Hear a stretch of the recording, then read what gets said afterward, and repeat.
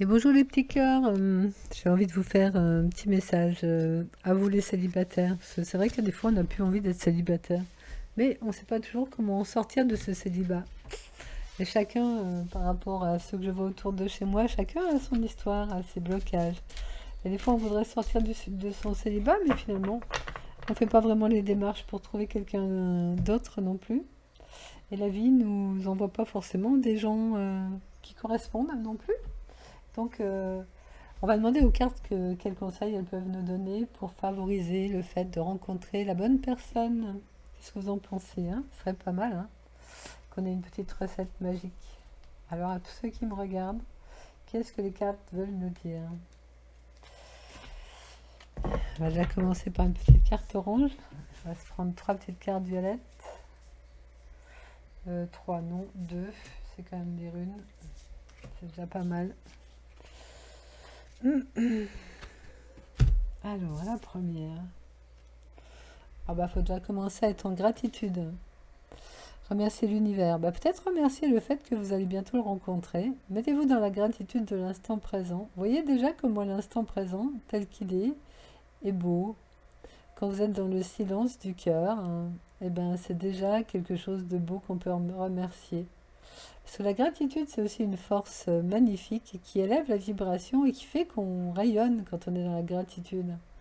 Donc, marchez dans votre gratitude et voyez, ça va peut-être faire tourner les autres, les regards des autres sur vous.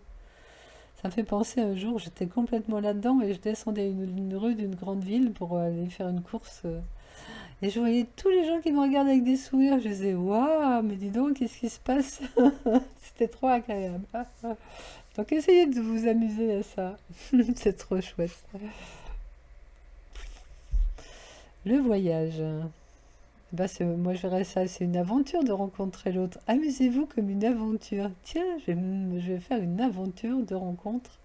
Je vais aller à la rencontre de mon autre. Et puis, faites-le sous la forme du jeu, genre, tiens, ce soir, si j'allais boire un petit coup dans le bar d'à côté, où je sais qu'il y a de la musique, où il y a une bonne ambiance, ou alors, tiens, il y a une petite fête dans le village d'à côté, demain, je vais y aller. Voilà, amusez-vous, faites-vous plaisir, hein. Vous partez carrément en voyage. Et dites-vous que de toute façon, ce voyage, cette aventure, hein, qui va vous permettre de rencontrer l'autre, va vous faire des découvertes essentielles sur vous, sur l'autre, sur la vie, sur les relations humaines. Donc vous allez vous enrichir de ce que vous allez traverser. Donc c'est vrai que c'est ça aussi, hein, les rencontres humaines. Elles nous enrichissent quand on regarde un peu tout ce qui se partage. Ou tout ce qui ne se partage pas parfois aussi. Ça nous invite à des introspections quand on est tout seul. Bon, voilà les premières indications qui sont quand même fort joyeuses, hein, vous ne trouvez pas? Je vais prendre ça. Voir un peu qu'est-ce que ça dit. C'est l'oracle bleu. On va faire un tirage en croix avec l'énergie, la vôtre. Ça, on verra. Ça, c'est l'énergie globale sur votre rencontre de l'autre et le résultat. Donc vous êtes présent. Ah bah vous êtes présent. Ah, est-ce que ça vient me dire que vous êtes peut-être retourné vers les autres, dans le sens, faites plus attention aux autres qu'à vous-même. Vous regardez les histoires des autres, vous faites plaisir aux autres, vous placez trop votre centre sur les autres, sur l'extérieur. Revenez à vous. Revenez à vous, mettez-vous en vous, dans votre cœur, et ressentez ce qui se passe à l'intérieur de vous.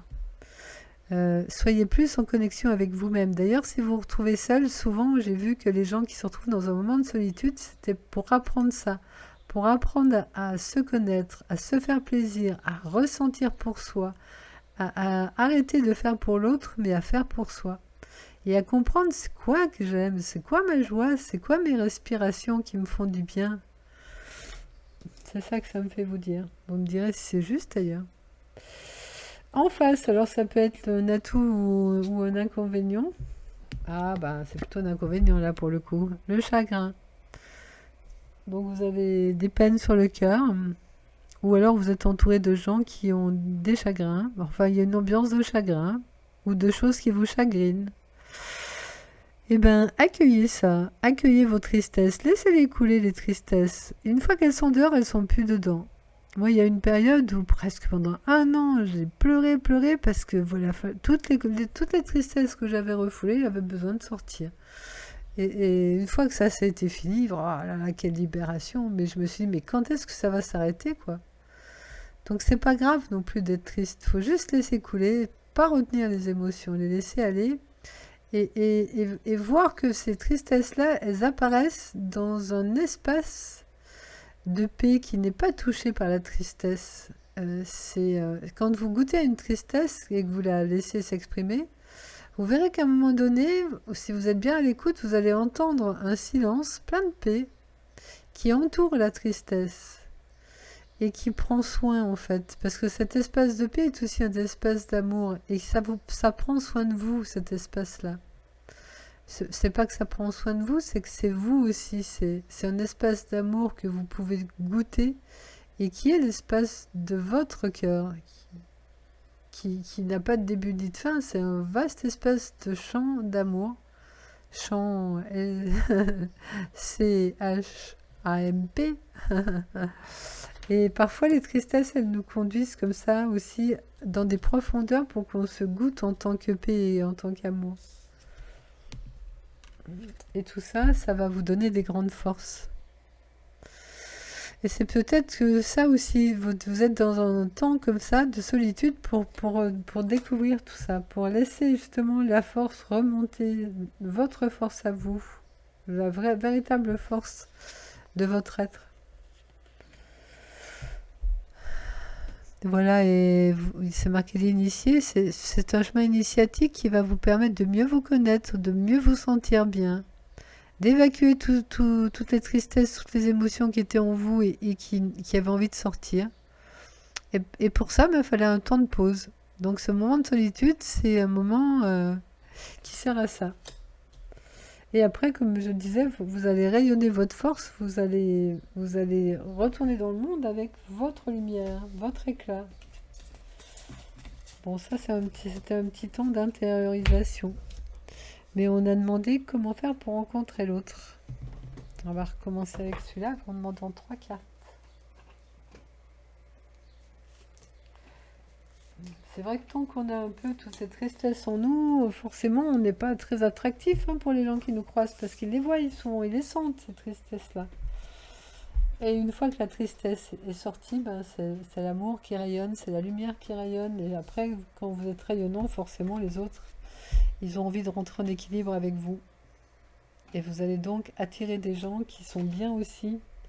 Et vous allez, grâce à ça, élever les vibrations, élever vos bien-être et élever le type de personne que vous allez rencontrer.